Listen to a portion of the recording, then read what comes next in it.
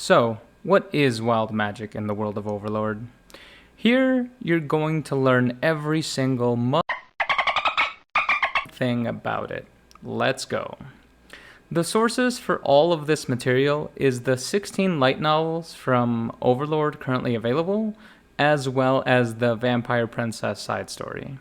Now, the term wild magic, as such, is only in the main novels around 10 or 11 times or so in the main story so far. However, despite this, it's spoken of much more often than that, and it's not until the 9th novel that Fluter lets us know, concretely, that it has multiple names. Confirmed to have inherited the ability to use what we call ancient magic, or primal magic, or perhaps the magic of the soul, there are many names for that sort of magic. Fluter also shows an interest in studying wild magic, and that the bloodline is what matters the most. Ancient magic, how I want to research it. If only those with the bloodline of the Brightness Dragonlord can use it, then the pedigree is the most important thing. Therefore, I feel that if your majesty is to wed, he should do well to select that queen or one of her relatives. Go too far into it, we have to discuss the fact that the wild magic they use now is different from the wild magic they used in the past. It was a magic item made through the use of wild magic. The power of magic today was polluted and distorted, so making another such item was very difficult. As one of the rare few practitioners of a wild magic, it wanted very much to ask her where exactly the ring had gone. That's a conversation between the Platinum Dragonlord and Rigrit. And how did it get polluted and distorted? The simple answer? A world item was used to do so. We are specifically told of 2 world items that could have achieved this. There was 5 Elements Overcoming, which could request the Yggdrasil developers to change a part of the magic system. And there was Ouroboros, which could request a far more reaching change to the system than 5 Elements Overcoming. And with the descriptions we are given, 5 Elements Overcoming seems to be the correct answer, given that wild magic still exists, and wild magic users can still be born into this world. So as a result of that item's use, tier magic came into being in the new world, and wild magic became defined. And as a result, became weaker and more costly to use. The ring given to Climb by Gazif was one of these items. It's the same item that the Platinum Dragonlord referred to in his conversation with Rigrit. So this item came from the Platinum Dragonlord, was given to Rigrit, and then Rigrit gave it to Gazif, and finally Gazif gave it to Climb. Climb nodded, his head vigorously, and activated the ring's power. This ring, made by the Dragonlords using wild magic, contained a spell that could temporarily increase a warrior's strength. If the strongest man in the kingdom, Gazif Stronov, used it, he could step into the realm of heroes, but Climb had not reached that state yet. Even in combination with his martial art, Limit Breaker Mind, he couldn't even touch the bottoms of Brain's feet. However, it would still grant Climb the power of a mithril ranked warrior. In essence, what the ring does is for a limited time, it increases one's level by 5 warrior levels, letting them exceed their normal limits. Climb is stated to be a gold rank fighter, but with the power of the ring, he goes up 2 strength categories. From gold, skipping platinum, and going all the way to mithril. Now, the ability of this ring was clarified by the authors themselves in a post, but its description within the book is definitely adequate to give the impression that it makes someone stronger. Climb's ring is the only item directly stated to be a creation of wild magic, and while there is speculation that Razor Edge could also come from ancient wild magic, it's equally likely that it was just made by a pile of mana or by the world itself. So, who can use wild magic? Fluter states that the Queen of the Draconic Kingdom inherited the ability and can use wild magic, But what does she have to say about it? Wild magic, That kind of power isn't the sort of thing a human can control, not even with an eighth of draconic ancestry. If things go badly, it might hasten our country's demise, so it's a last resort. 1/8 of draconic ancestry means that the Brightness Dragonlord is her great-grandfather. The only ones who can use wild magic are true Dragonlords, which as of right now, we know of the Brightness Dragonlord, the Deep Darkness Dragonlord, the Dragon Emperor, who is believed to be deceased, the Elder Coffin Dragonlord, which is also believed to be deceased, the Vampiric Dragonlord, which is again believed to be deceased, the Heavenly Dragonlord, the Swordmaster Dragonlord, and the Platinum Dragonlord. She had the title of Dragonlord, but her combat power was only that of a regular person. While the Theocracy classified her as a true Dragonlord, that was simply due to her inborn talents. So some people use the very rare title of True False Dragonlord to describe her. That was because the quality which determined her truth or falsehood was whether or not she could use wild magic. So, even though she could use wild magic, she's called a true false Dragonlord because of the fact that she's not very good at using that wild magic. This girl was the queen of the Draconic Kingdom, the Black-Scale Dragonlord, Draudilin Auriculus. One thing Suzuki says about the Elder Coffin Dragonlord is that since he was a Dragonlord like the Brightness Dragonlord, it was possible that he might wield wild magic, an incomprehensible power that did not exist in Yggdrasil. So, how do you defend against wild magic? The only thing that can protect someone from wild magic is wild magic itself, in the same way that they say you fight fire with fire. But in this case, the other thing that can fight wild magic is possession of a world item. As Cure Elum is attacking Suzuki Satoru with Soulbreaker Breath in the bonus volume, it says the following: teleportation was possible as long as the start and end points were both inside the barrier. He could have simply teleported to the edge of the barrier and walked right through the barrier itself. In that case, had he evaded the beam that way? The answer is no. It was impossible to avoid it that way. In that case, there was only one other way to stop the attack: wild magic. This is from Cure Elum's perspective. At this point in time, he was unaware that world items could protect against wild magic, since he didn't participate in the fight against the 8 Greed Kings. Cure Elum knew that foes of its level existed, but it had never fought them. In the past, it had avoided entities on the same level as Suzuki Satoru. That was not because it was weak, but because its intelligence had told it that they could not be beaten. It was because it had been so intelligent that Cure Elum had lost the chance to understand and learn. So, he assumed that Suzuki could use wild magic, which just pissed him off more during the fight. Now, in the fight against the Platinum Dragonlord, Pandora's actor, whom does not possess a world item at the time, is unable to escape the barrier placed by the Platinum Dragonlord, a barrier which is different than the one that Cure Elum used. However, Albedo, who does have a world item, is able to get through.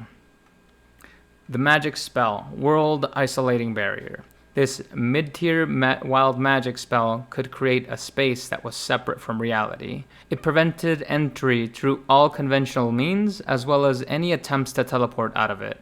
To be able to enter the barrier meant that Albedo was either a wild magic user or possessed a world-class item. If Cure Elum could use the same abilities as the Brightness Dragonlord, namely wild magic, then he would be powerless against it without this item. Specifically, he's referring to the world-class item in his abdomen. However, the opposite is also true. World items can't affect wild magic users unless it says so on the fine print. So, the power of the gods, downfall of castle and country, will probably not work on that fellow who can use wild magic, unlike the Catastrophe Dragonlord. How about using it on the Sorcerer King? So this lets us know that not all Dragon Lords are equal. Not all Dragon Lords have the protection of wild magic. Ein says, I've talked about ability systems before, because if his powers were unique to this world, then everything would be explained. Assuming the worst case scenario, it is some unusual ability that could rival world-class items. If that is the case, we cannot even be sure if what brainwashed Shaltir was a world-class item or not.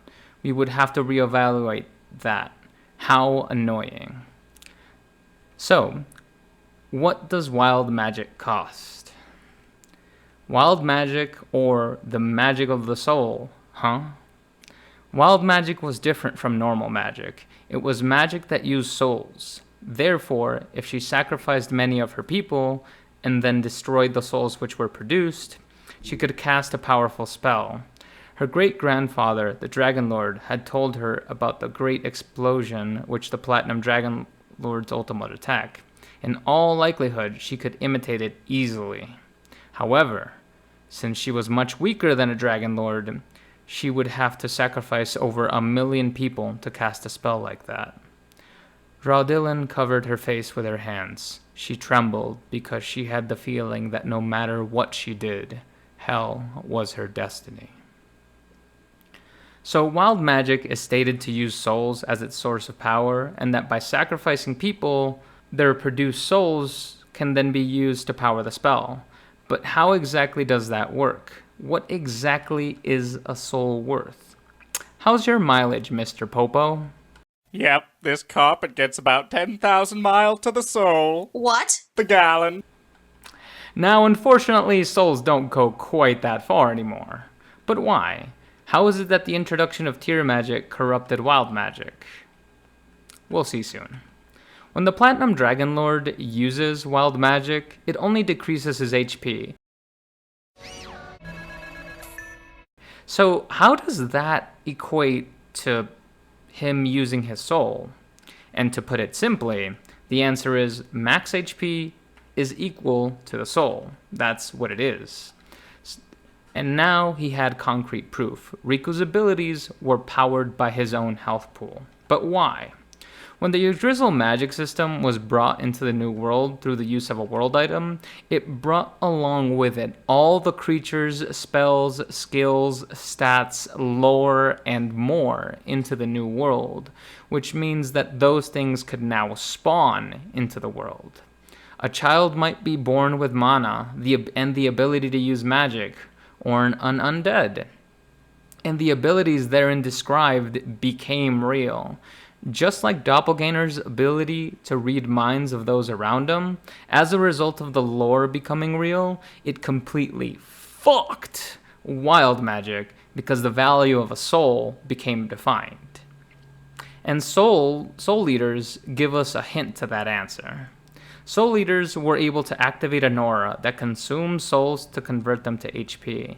And while this was used as a strategy by Shaltir during the attack on the kingdom, this actually gives us a little bit of a hint towards what the soul is and how it relates to HP. Here we have one mechanism by which souls equate to HP, and another would be the Evil Lord of Wrath's ability, which may have been the coup de grace for wild magic. It's an ability called Soul-Bought Miracle. The only thing Ainz had to be worried about was its ability called Soul-Bought Miracle, which produced unknown effects. And it is later described as, the Evil Lord of Wrath shouldn't have the ability to see through it. He used it, his trump card, Soul-Bought Miracle. Inspired by stories of selling one's soul to the devil to fulfill one's wishes, this ability was truly miraculous. While he was not sure how the procedure worked, once one used this ability, one could use any one spell of the 8th tier once. And this is where it all breaks down. Crunk, say it with me. Oh yeah, it's all coming together. We have now defined the value of a soul. Whereas before the Yggdrasil system was introduced, the value of a soul could have been theoretically infinite. We have now squarely defined a soul as being worth one single 8th tier spell or less, emphasis on the or less. And this is an ability used by a demon lord, which means that an incredibly powerful entity would be able to use one soul to gain an 8th tier spell or less. So, that explains why dragon lords don't use their wild magic unless it's absolutely necessary. To Sa is the Platinum Dragon Lord, by the way. His most important duty was to stay vigilant of players who held malicious intent towards this world, which was why he did not want to just blindly expend his strength. Dragons can live forever, so their HP bars can keep increasing forever, as long as they don't use them. I need to be careful if dragons exist. Dragons could live forever in Yggdrasil's backstory, so it wouldn't be a surprise to encounter dragons with mind-boggling powers. And with the introduction of tier magic into the New World came all of its associated spells, abilities, lore, and creatures. Where before only certain races could use magic by using souls, there was now a new alternative method which used something new called mana. So, what can wild magic do? That is a fact. Among the 5th tier divine spells, the Resurrection Magic, Raise Dead, consumes vast quantities of life force.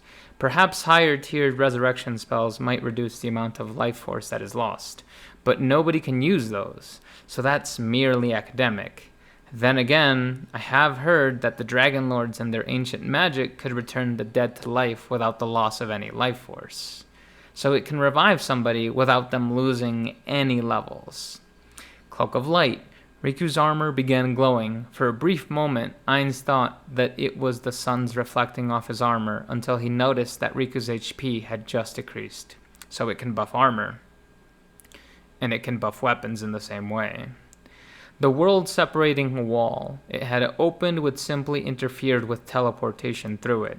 Teleportation was possible as long as the start and end points were both inside the barrier. He could have simply teleported to the edge of the barrier and then walked through the barrier itself, so it can prevent teleportation. The magic spell, World Isolating Barrier. This mid-tier wild magic spell can create a space that was separate from reality, and it prevented entry through all conventional means, as well as any attempts to teleport out of it. So this works in the same way as one of the world items does. It can separate an area from reality itself. An armored man who went by the name of Riku Aganea used world teleportation to get to their predetermined meeting spot, so it can teleport you anywhere in the world. And as to the reason why Riku knew this, he had been observing this place from afar for a while now, and it can observe places all around the world. Soulbreaker Breath. I'm a fire in my laser! It was a wild magic spell considered to be on par with world-class item Longinus. It was an irresistible power that would discorporate the soul of anything it touched. This utterly malignant power consumed everything present, so it can control, alt, delete you. And to further clarify on Soulbreaker Breath, there was a famous item among the 20 called Longinus, which could completely delete its target. But the price the user paid for was to be utterly deleted himself. There was no way to restore the data of anyone deleted by the world-class item, other than by using the resurrection powers of other world-class items. Neither cache items nor resurrection spells would work. If someone were to use it on an NPC of Nazarick, it would even reduce the maximum levels of NPCs which could be created, the special feature of a guild homebase. Ainz recalled several other equally insane items. And with the tens of millions of souls that he absorbed, he could use the ability 3 times. An ability on par with one of the 20, 3 times. These are simply some of the defined spells that wild magic can use, and it can also replicate the effects of any world item. In short, the ability can do literally anything, so long as enough souls or max HP is used to power the magic. It can even bring fictional characters to life in a new world. So you were the filth of the Dragon Emperor. That spell, that powerful panoply, I would never forget it. Suzuki Satoru remembered that the Brightness Dragon Lord had said something along those lines as well, and kept his eyes trained on in Cure Elum. Which Cure Elum implies that this was done by the Dragon Emperor, and in that same statement, it implies that the Brightness Dragon Lord said something along those same lines as well. And in Volume 14, the Platinum Dragon Lord said something about his father being responsible, his father and him being responsible as well. So this all implies that the Dragon Emperor was the one who brought players into the new world. So wild magic has many names. It can only be used by true Dragon Lords with sufficient power. Its fuel source is souls, which is also max HP, and its magic is on par with world items. It can theoretically do anything so long as enough souls are sacrificed. However, there is also no rule book for wild magic, which means that there's no way to know what the exact requirements are for any given effect. You never know how much you'd have to sacrifice to get what you want. And if you don't sacrifice enough, you might think you have what you want, but you might have something else completely. So, there you go. Now you know everything there is to know about wild magic. Cheers. Hey, this is Graveyard Daddy once again. Thank you for watching the video. I really appreciate it. If you liked the video, please hit that like button. If you disliked the video, please hit that dislike button. Just go ahead and let me know how you feel about it. If you run into any audio issues, anything at all that I can maybe fix, I'm still kind of new to this, so I would really appreciate any constructive feedback that I can get. Honestly, I hope this video taught you a lot about wild magic, and I hope you continue watching my videos in the future.